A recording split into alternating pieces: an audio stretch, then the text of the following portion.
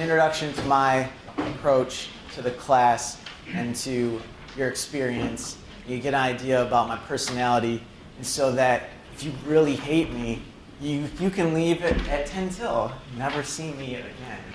So you have that option. Or you can leave earlier, but it's never happened before. So on the website, there's that. Do you all see me click the link to the slides? I'll put slides of every lecture onto the web. Probably link to them on my webpage instead of VSpace because it's a lot easier for me. And then I have a new toy, which is my fancy camera. It's like my best friend, second only to my dog. And I love it. And so what I'll do is record the first hour of class, and then I'll post it onto YouTube. So you'll have the link to the YouTube first hour, the slides of the first hour. And then the second hour of class will be you all talking. Every week it will be you in the second hour. And then the third hour will be an application and a synthesis of the information and material that we've learned. So what you're going to get, and this is kind of why I do it, is because your attention is a little bit higher at the beginning of the class. So that's when I'm going to pump you full of information, and you're going to absorb it like a sponge. And then you're going to go get a triple shot espresso or whatever, come back, and then you're going to all talk about what you just learned, and then go get another Mountain Dew, and then come back, and we're going to apply it to current events or everyday life or whatever. So that is to be determined. But that's the general structure of the class. You know, it's like 3 hours, and it's me first always, because I'll always be above you, always, in every single aspect. No, actually, this is funny to me only probably. But last night, are any of you here athletes? Okay. Does anyone play volleyball? No. So last night, one of my students is a volleyball player here at SVSU. Well, I also have a job in healthcare, and my boss is a SVSU graduate, former volleyball player, who's younger than me. So what I told her was like, someday you could definitely be my boss. It's very short on the whole chronology of life that pretty soon you all will be bossing me around, I'm sure. And maybe if you were younger and living in East Lansing, I'd probably deliver you a pizza or something like that. I'm totally joking about the level thing. I'm a sociology professor, and so really what I study is this whole power dynamic and authority versus subservience and classifications. And so any sense of hierarchy is just like poisonous to me, so that's out of the picture. We're all on an equal footing. You know more about certain things than I do, and I know just a little bit more maybe about certain things than you do. And so we'll teach each other throughout this semester. So let's see, start presentation. I tried to change it up a little bit from last night. At least the background is the different color, and there's like 3 different slides. I tried a little bit.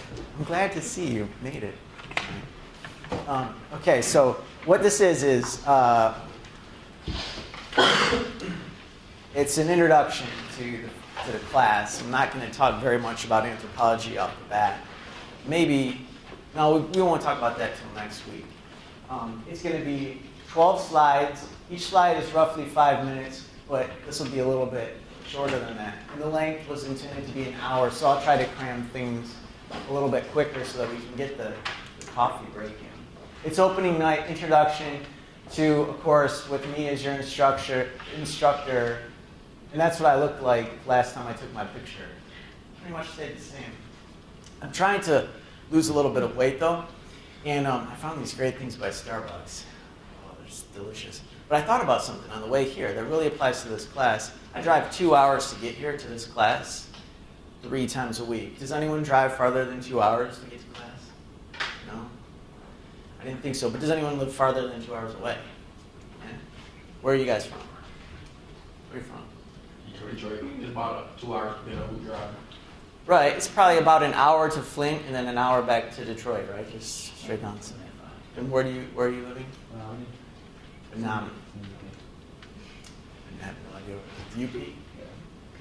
And over there? We're all from Jackson. I live in Cement City now.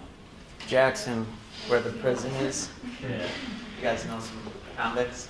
I don't know what to say. They're from Detroit. They know pre-convicts. You know.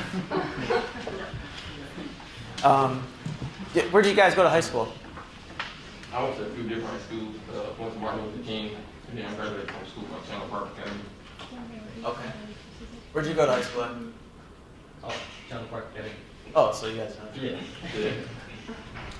Okay, so so my website, johngirdwood.com, if you need to Google that, and you'll get a lot more information. You know, in this information age of Twitter, 24-hour news cycles, the internet, information has become democratized. And so where you used to come to the class and just get a one point of view, one feed stream of information, now really you can get information from everywhere. Your book, most of it's free online. You can get information from articles off of the internet, and you don't have to pay for stuff. So it's really a new age of information. And so I put all my stuff onto the internet so that we can share with others. And I would encourage you to do that as well. It's sort of my philosophy. So the first question that I have is, why are you here? So just think about that for a minute. Why are you here? Ponder it. Why am I here? The world's problems. Why am I here? And then follow-up question is, what did you define here as? So did you say, well, I'm here at college to get a better job? Maybe that's what a lot of people answered. Maybe you thought if you were more of an upperclassman, you said, why am I here in Social112? Because it's a general ed requirement that I have to take to graduate in 2 semesters, so I'm pretty much forced to be here because of my work schedule and blah, blah. So you put it on the class itself. So you could have put it on the campus or the class, college in general. Do we have any international students? Anyone international?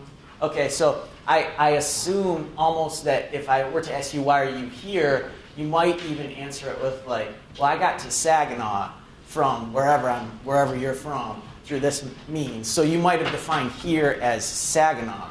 Whereas if somebody's from Saginaw and I ask them, why are you here?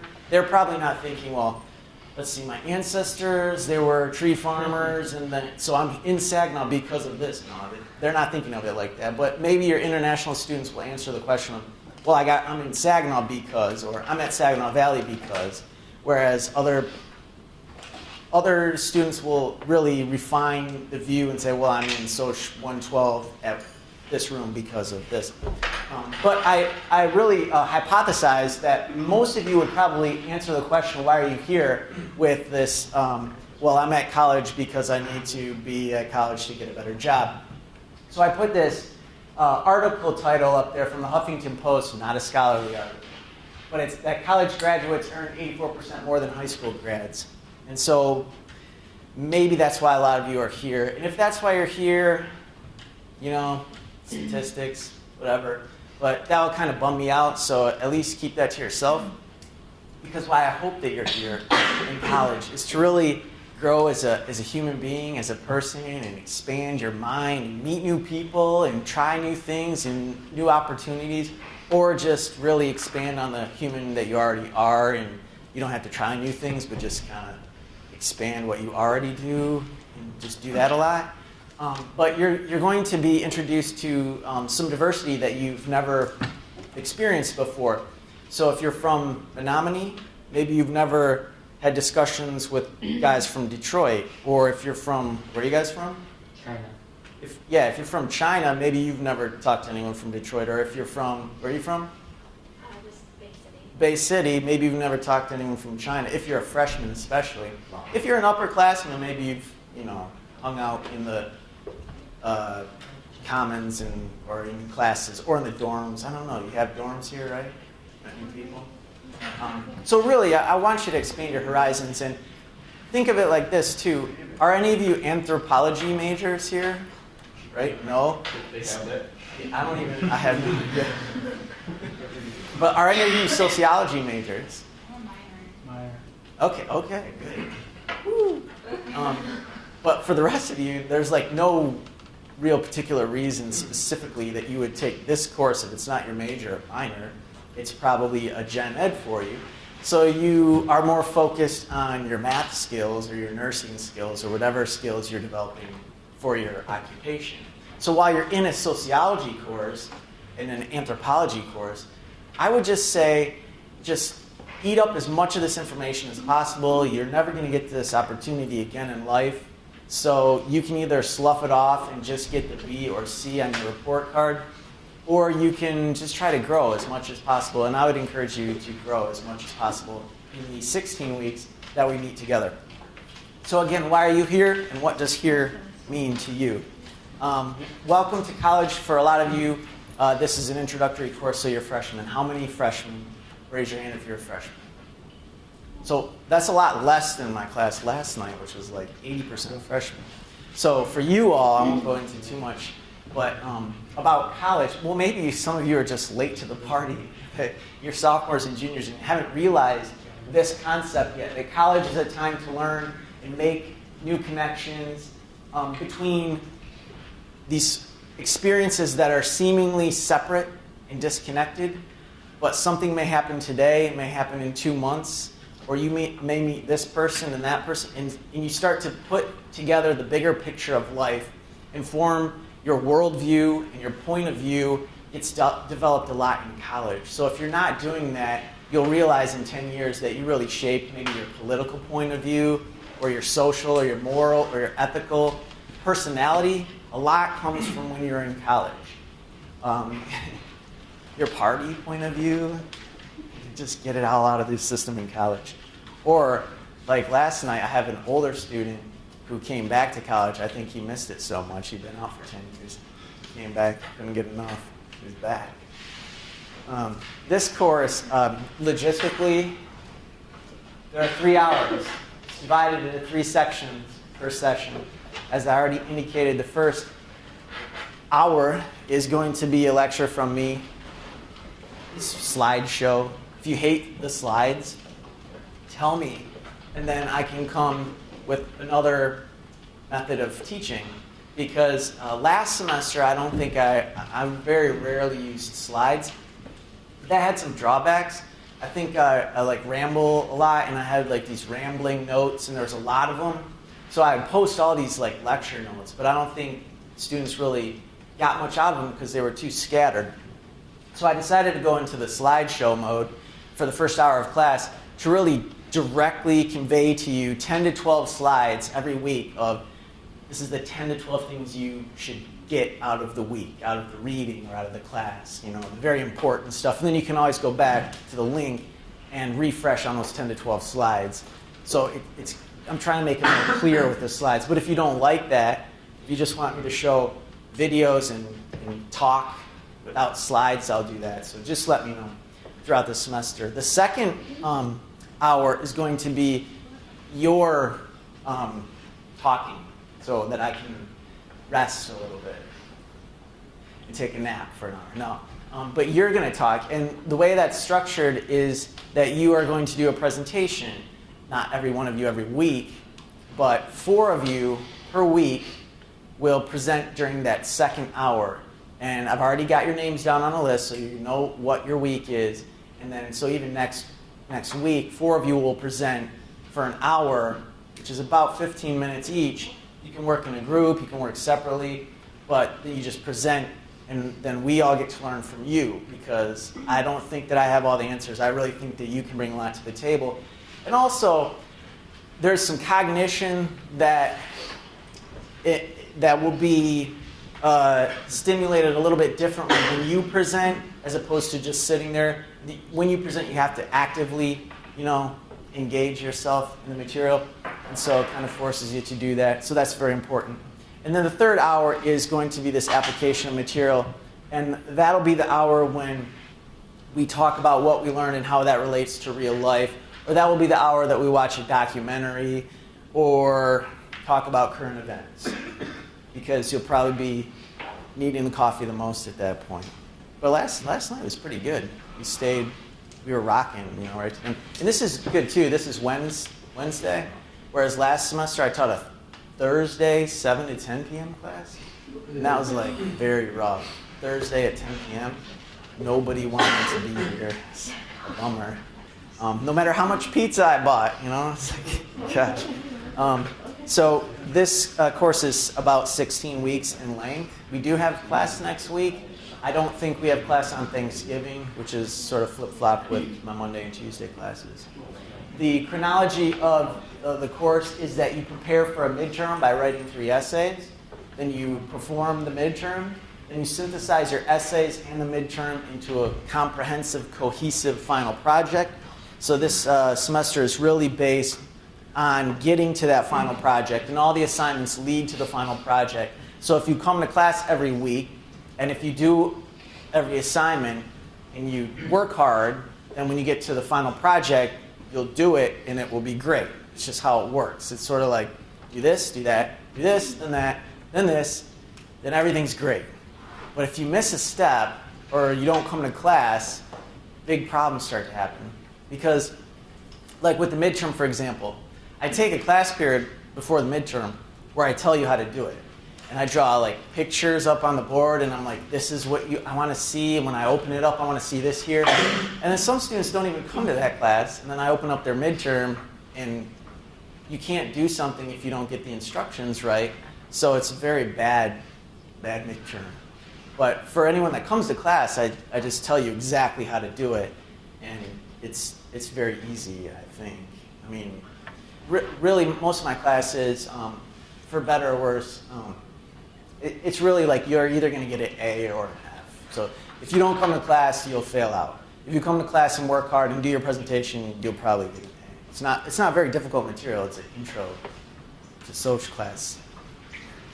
Right above, racket sports and golf on the difficulty scale, which I took both of those in college, but never a Soch class. You read that? Teach sociology now and anthropology. I never took a sociology class in college. I did take anthropology, and I really liked it, but I did take golf as well. Racket sports. You gotta get how he doesn't even know he's teaching. I could not teach racket sports or golf, but I have a golf teacher lesson. It's all important. Every class period is important. Every lesson is important. Every concept that you learn will be important. This is not one of those classes where you can learn some stuff. Like if you had a math class and they're going to teach you addition, subtraction, and division, and then you get to the final and you never learn division, but you can get well on those 2 other things. It's not a class like that. You just got to learn everything. And the more you learn and throw on the ball of wax, or the more tin foil you put on your big ball of foil, like Pee Wee Herman, the bigger your brain will get, the bigger the gray matter will get in your brain. And so all of it is important. The quantity of effort that you put in is the quality of product that you'll get at the end. So I always get these questions which drive me bananas. That is, will we get out early? And you don't need to ask me that question, because if you don't want to be here, then you just leave. I'm not blocking, do you play football? Is that what so I'm not putting him up there as a defensive linebacker to tackle you guys. Just there's the doors if you don't want to be here. So there's no, will we get out early? I don't cheat anyone out of any tuition, so I'll be here until whatever the last minute of class is, whether anyone stays or not. I'll give you my best for 3 hours. I'll stay after if I have to. And then however long you stay is up to you. But going back to that first sentence, really it's all important. I mean, if I say something important in the last 10 minutes of class, but you had to leave, I mean, that's on you, not me. I'm here telling it to you. It's your choice whether you're going to receive it or not. So will we get out early? I promise to be here for the whole time. Your participation is your choice. And then students always ask me, what did I miss? And they send it to me in an email. And my response is well, you missed us talking for 3 hours. So I can't type that all up, right? It would take me a while. But what I am doing this semester, which I haven't done in the past, is I'm going to video each lecture for the first hour and put it up online. So if you do have to miss class, I encourage you to watch the video. especially when I start giving you substance. Like, go back and watch the video. It's not hard. You can do it while you're on the treadmills or whatever, working out, working your six-pack of abs or your six-pack of Pepsi, or whatever your six-pack is of choice. So you can watch that if you need to. And also, I rip the audio to a podcast. So if you Google Professor Girdwood podcast, subscribe to it on iTunes, the audio the first hour will be up on iTunes. So I encourage you to get that, especially if you're a commuter like myself. You just listen to it while you drive. And, you know, the thing is, like, so you're in college, right? And so you have access to this material that I'm generating each week to give to you. And I'm not just doing it for the money or for my health. Like, I'm trying to make you better people. So if you're going to be on your commute and you're going to listen to, like, Lil Wayne or something like that, that'll shape you as a person. No, that's what'll shape you. No, I don't curse, actually. Do you curse? Are you a cursor? No, I don't curse. It's something that I was raised not to curse. It's weird. It's like I do other, you know. It's not like Shake said I came out wrong.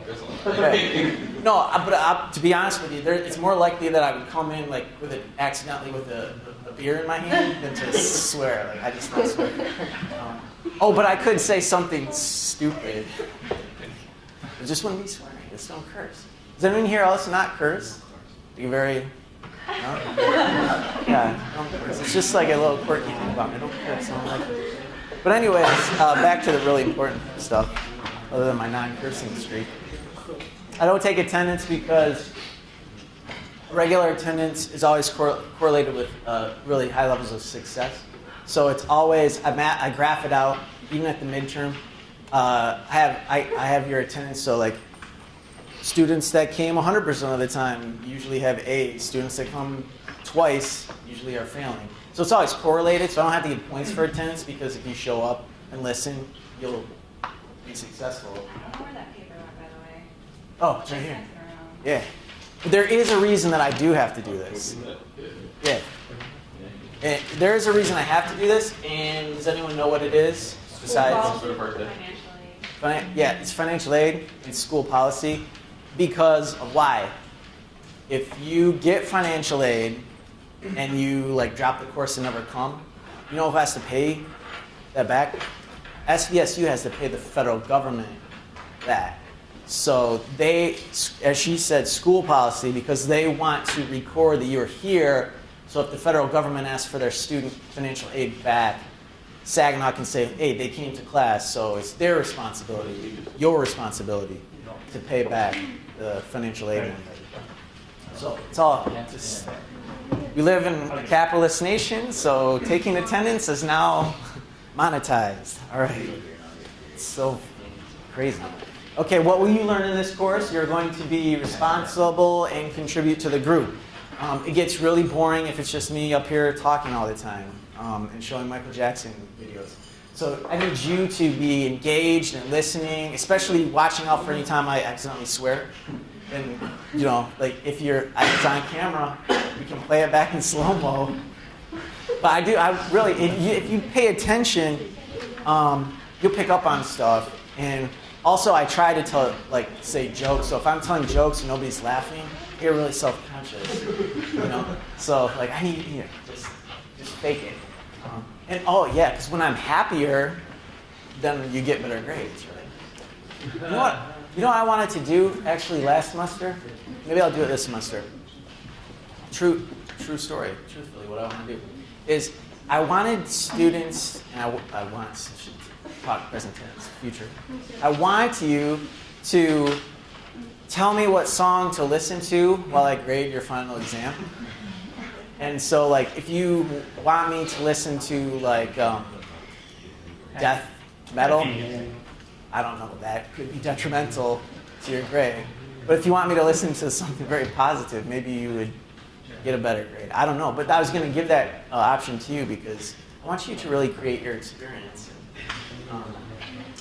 That's something you could also study, too, probably in this class, the effects of music on behaviors and patterns and cultures. Music is a big part of culture, especially in America. So you'll also learn why the subject matter is important. So speaking of music, like the kid in Maryland that just had a gun at his high school, he was really big into some rougher music. And whether or not that causes his behavior, it is something that we could study. We could study whether deviant behavior is more correlated with certain types of music than other behavior. And so correlation and causation, these are separate and distinct. If all of the mass murderers, most of them listen to a certain type of music, that could be a related thing, but it might not necessarily be a causing thing. I do Twitter a lot, and so you can all follow me and tweet me. Today I'm serious actually, but today I saw something. I think it was either Chuck D or one of the Run DMC or whatever guys, and they were talking about rap music, and they said they're sick of the rap, which is just based on three things. And their three things was like women, although they swore, guns, and money. These are the three things that the rap is about.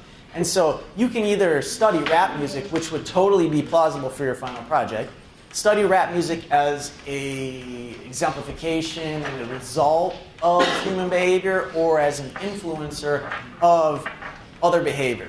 So whether you think people are talking about guns, women, and money because that's what they see all the time, or if they're talking about guns, women, and money, and that's influencing other people to be very much appreciative of guns, women, and money. Personally, I don't really like any of those things. You don't like money? You don't like women? I mean, I have a girlfriend, so. Oh, that is right. I mean, in general, I'm not like waking up in the morning like, where can I get me some women? It's not crossing my mind. How do you get away from it? Like, I hope the class is like 50-50. Like, I don't want to come to the class and be like, let's talk about women today. Like, that's just not. I like Flint, sports, and Michigan State, and that's pretty much it, actually. Those are my three things. Not Kobe. I can't stand Kobe. Got the email. Thank you for getting the email. We'll talk more about how important the email is. But yeah, I love Steve Nash. And I don't really like LeBron. But he's getting better. He's growing. He showed a lot of maturity this year. But in the past, he's been a real snot. But I can't stand him. I like Draymond Green. Does anyone know him? Wait, one state? So is Steve Nash still against how you want to do that? I don't know. I don't know. We'll see when that day comes. We'll see. You could study me watching a game, and then you could write your paper on my perception of like the Kobe, Steve Nash. That'd be probably a boring. Because you're not cursing. I just went, darn. So then the last thing is who your research will affect. Now, I said I like Flint and sports a lot, so the research that I'm currently doing about sports and post-industrialized cities like Flint and Lansing and Detroit, I'm hoping that research will affect the youth who I'm really delivering my product to. And my final output, I'm making a documentary right now. I mentioned Draymond Green because he's one of the guys I interviewed. Kelvin Torbert, Marquise Gray, Antonio Smith, TJ Duckett, if you guys remember him, he's a retired now football player.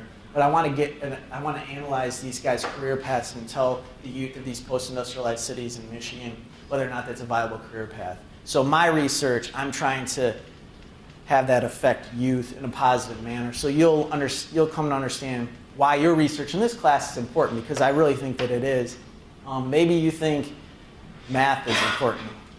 I don't know why, but I'll try to tell you why anthropology and sociology is important. So what is sociology? from my intro to social book. Sociology is the study of society and the study of social groups. A very vague definition. This is a sociology course, so that I put that up there. And then what is anthropology? This is one thing that I changed from last night. Anthropology is the study of humans, past and present and future, maybe. And I got that from the American Anthropological Association website. So you can see how vague and generalized these definitions are, and that's why Saginaw Valley requires this as a gen ed course, because they want you to get a very well-rounded education. And so they don't say, for your gen ed course, if you're a nursing major, we're going to also make you study rocket science. No, they don't do that because that's not a well-rounded. This general, you're just going to learn about how to be better people and why humans do what they do. So it's pretty basic stuff, and those are the definitions. And how are they the same? How are they different? Well, sociology is where you'll go and you'll look at a group of people and you'll analyze maybe their behavior or why they do what they do. Anthropology is getting more into the human nature of it all, so and the culture. So what I was thinking about on my way here, I was eating a sub sandwich, and it was, I told you I was on a diet, 620 calories in the sub sandwich, and something crossed my mind, because it was marked down. I like to buy the expired stuff because it's cheaper. I want to add junk salary. So it's like $2.89. But I was thinking, if they charged a penny per calorie, then the sub would be $6.20. And because I'm weird and I just drive for 2 hours and don't think about anything but my sub, I was thinking, if everything was sold a penny per calorie, the whole world would be a crazy different place. Do you agree? But doesn't it seem like food should be sold on a calorie basis? Because we really eat to just kind of sustain our lives. So why do we pay $10 for sushi and $1 for a bag of sugar, which could make us, calories for a month? So does anyone have any ideas? Why do we do that? Why do we charge different amounts? We don't monetize it and capitalize it based on the calories. It's a want. A want. Something you have it, get it. Why Yeah. people pay $200 for some Jordans? Yeah, let's talk about that. Why do you have what are those things that were out last year? What's the sevens? Is that what's on? They'll come out Saturday. You know what I like is the fours. But anyways, I like the original ones, the blue ones. So, but let's really talk about that in the very short time we have right now. Why do people pay $200 for Jordans? You just need a shoe, right? Because it's a brand. And it's in society. And society says it's okay to do it. So society, right? So what? Society. Why? Now, so somebody else that's really rich, like Bill Gates, he's got all the money in the world. Does he go out and buy Jordans? No, he doesn't. He'd make his own shoes. He doesn't want Concords. That's what Concords last year. So he doesn't want those. Why not? He doesn't care about what people think about him. He's rich. Why care? And that's he's running in a different culture. The guys he's around are going to care about different things. But his shoes probably cost more than They probably do. He has other needs. So what need are you meeting when you get Jordans? Appearance. Being cool? Because you want to impress the people you're around? But if you were running in Bill Gates circles, do you think that you'd still buy Jordans? No, you will buy Armani suits and ties that cost $500 money on your feet. But then there are counterculture guys out there, like hip-hop moguls or something. Russell Simmons will wear like Adidas or whatever, So why do they get away with it? Why does somebody like Russell Simmons get away with wearing the Adidas, or Jay-Z will come with some Jordans? Because they're rich and they make, Russell Simmons runs away. They think it's cool. But yeah, because for their audience. Do you know Grandmaster Flex, or DJ? Funk Master Flex? Or Grandmaster Flash? Because these are two different. Oh yeah. Funk Flex. When I was in middle school, one day he came to perform at our school and he had on some shacks. It was like the $30 pair of shacks, and he had on all like the diamond and everything, but he had on some $30 shoes. Why do you think you did that? I had Spent all his money on the I diamond. wanted that. Couldn't fit. Oh, He man, started I spending up here, and then he got down here. He didn't have any money. But Funk Master Flex is very wealthy. Now, there are 4 types of anthropology. I got this from the American Anthropological Association website as well. So we're going to try to hit on all these because this is an intro course. There's sociocultural anthropology, and that examines social patterns and practices across cultures. So what we just talked about with the shoe thing is a sociocultural anthropology. The practice of buying tennis shoes that cost $200. That's a social cultural thing. And to me, that's why I had the books out that you may have picked up, because that's what I like the most, is a sociocultural. So I like to talk about the tennis shoes. But that's only one way you could go with it, would be the rap music tennis shoes thing or whatever. Then there's the biological and physical anthropology, and that's understanding how humans adapt to diverse environments. I guess the shoe thing could be incorporated there, but that might be more, if people move to Florida, they'll probably wear more sunscreen. So that's more of a biological anthropology of this physical adaptation to a different type of like physical environment. So that would be that. If you're talking about like medical anthropology, if you're talking about cancer rates or healthy or unhealthy behaviors, if we instead of if we were talking about back to the food thing, and we were talking about people like to drink pop and eat candy, and other people like to eat healthy. That would be more in this sort of health and medicine anthropology, and that would be under the second category. Archaeology is actually a form of anthropology. I think we all know what archaeology is. It's when you kind of dig up artifacts. So on the food thing, on the food tip, so where anthropology and archaeology are connected is if I was trying to figure out something about hip-hop culture in the present day, I would go to a hip-hop concert and I would just kind of like look at all the people. That'd be a creeper. What's everyone wearing, you know? And then I'd write it all down and I'd write a paper on it. But from an archaeological perspective, because a lot of times this is, dealing with the past, I would go to where a hip-hop concert from 200 years ago was, and I'd dig up the bones and I'd dust them off and see what types of shoes that they were wearing, like as fossils or something. So that would be the archaeological. About archaeology, the A word. Is it true, because I'm to the AP, maybe social class in this, that honey never expires? Like, because it was a study where they actually found some honey and one of the scientists like literally found it and ate it once they figured out it was honey. That's a good question. I don't know the answer. But I you would have I think to. I read something like that too. Like they do it to like preserve stuff. Now, if you read International Enquirer, that's not a valid source for this class. You even know that. TMZ, if you read it in TMZ, not valid. I read it in like a book somewhere. You heard it in a rap song or something? Rap songs are not valid sources. Linguistic, but they are a valid topic for study. Linguistic anthropology, I actually do like rap music. So if you're studying language, so back talking about the lyrics of rap music, the guns, the women, and the money, if you study how many times they said guns, women, money in the rap song, you talk about the language being used that may influence or be a result of the practices of the culture, that would be linguistic anthropology. So literature, science, and art. At the University of Michigan, there is a college, the LSA College, Literature, Science, and Art College, which is a part of the university that houses about 100 majors.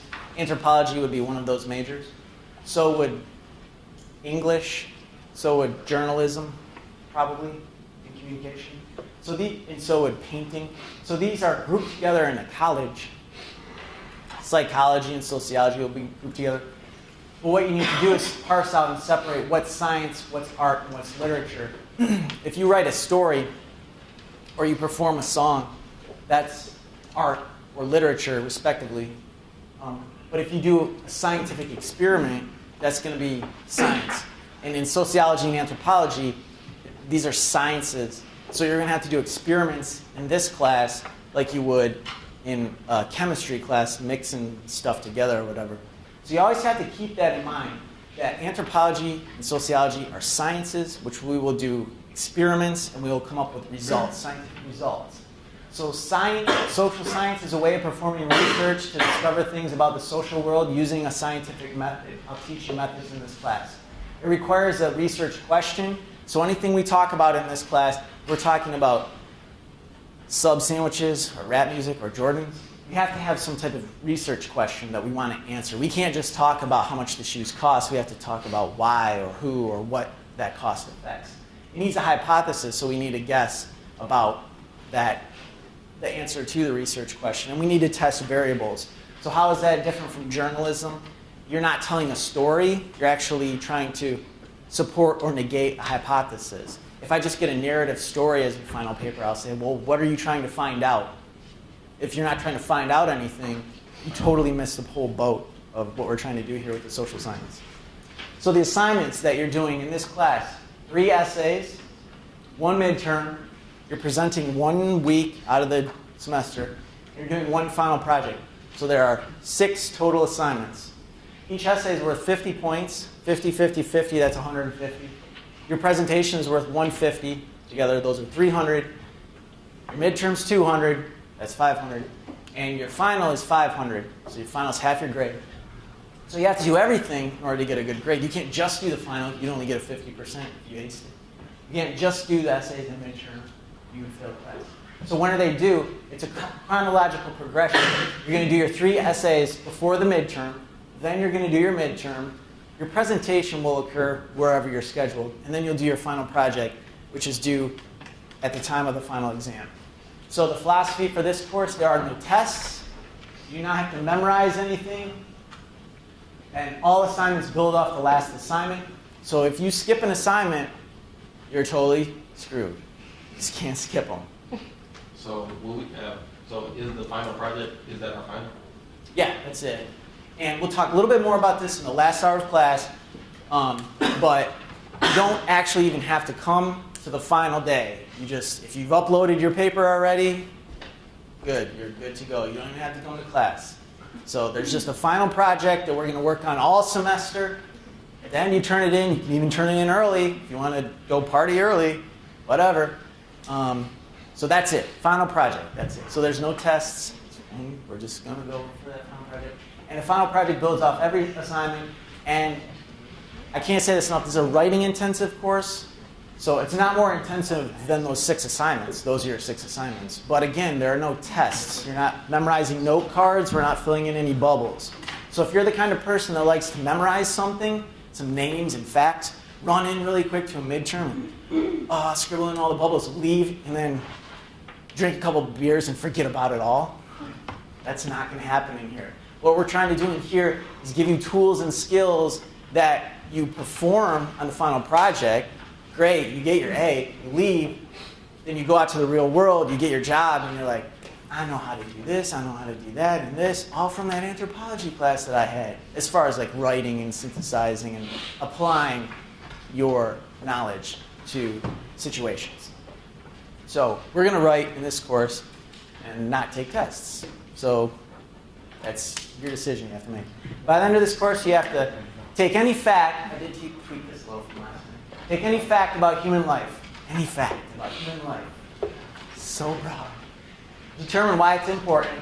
You're going to come up with a method to study it. You're going to test something like a variable or a behavior. You're going to come up with a conclusion, and you'll learn why we as humans do what we do. That's what we're talking about in this course. That's why it should be the easiest class, besides racket sports and golf, you'll ever take. So, as promised, I got you out. You can scurry to the Einstein Bagels. This is just a short break. Come back whenever you want, but they are open till 8, so if you need to get a bagel or something, sprint immediately and come back whenever you feel it's open. That wraps the first hour. An introduction to my approach to the class and to your experience. You get an idea about my personality, and so that if you really hate me, you can leave it at 10 till. Never see me again. So you have that option. Or you could leave earlier, but it's never happened before. So on the website, there's that, do you all see me click the link to the slides? I'll put slides of every lecture onto the web. Probably link to them on my webpage instead of VSpace because it's a lot easier for me.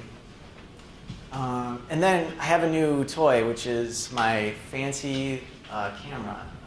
It's like my best friend, second only to my dog. And I love it. And so what I'll do is record the first hour of class, and then I'll post it onto YouTube.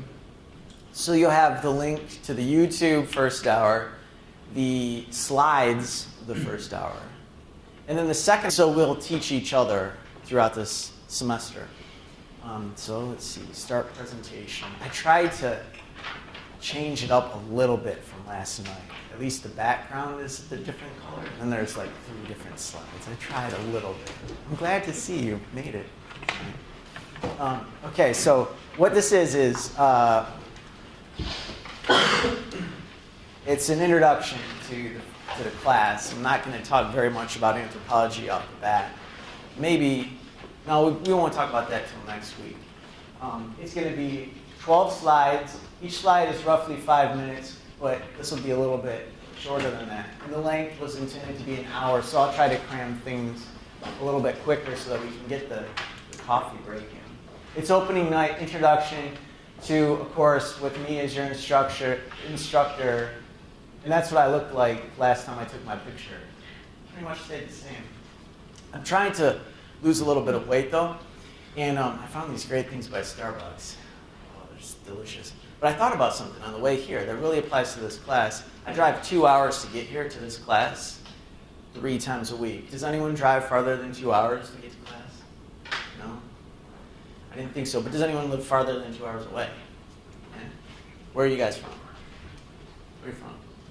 Detroit. It's about 2 hours depending on who drives. Right, it's probably about an hour to Flint and then an hour back to Detroit, right? Just straight down. And where are you living? Nam. I have no idea. UP? And over there? We're all from Jackson. I live in Cement City now. Jackson, where the prison is. Yeah. You guys know some convicts? I don't know where it's at. They're from Detroit. They know pre-convicts. You know.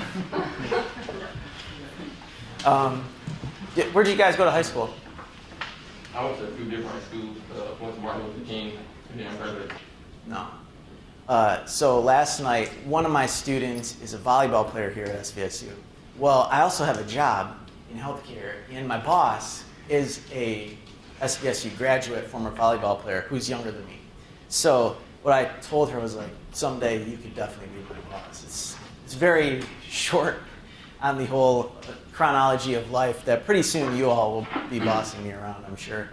And maybe if you were younger and living in East Lansing, I'd probably deliver you a pizza or something like that. I'm totally joking about the level thing. I'm a sociology professor, and so really what I study is this whole power dynamic and authority versus subservience and classifications. And so any sense of hierarchy is just like poisonous to me, so that's out of the picture. We're all on an equal footing. You know more about certain things than I do, and I know just a little bit more maybe about certain things than you do. An hour of class will be you all talking. Every week it will be you in the second hour. And then the third hour will be an application and a synthesis of the information and material that we've learned. So what you're going to get, and this is kind of why I do it, is because your attention is a little bit higher at the beginning of the class. So that's when I'm going to pump you full of information, and you're going to absorb it like a sponge. And then you're going to go get a triple shot espresso or whatever, come back, and then you're going to all talk about what you just learned, and then go get another Mountain Dew, and then come back, and we're going to apply it to current events or everyday life or whatever. So that is to be determined. But that's the general structure of the class. You know, it's like 3 hours, and it's me first always, because I'll always be above you, always, in every single aspect. No, actually, this is funny to me only probably. But last night, are any of you here athletes? Okay. Does anyone play volleyball?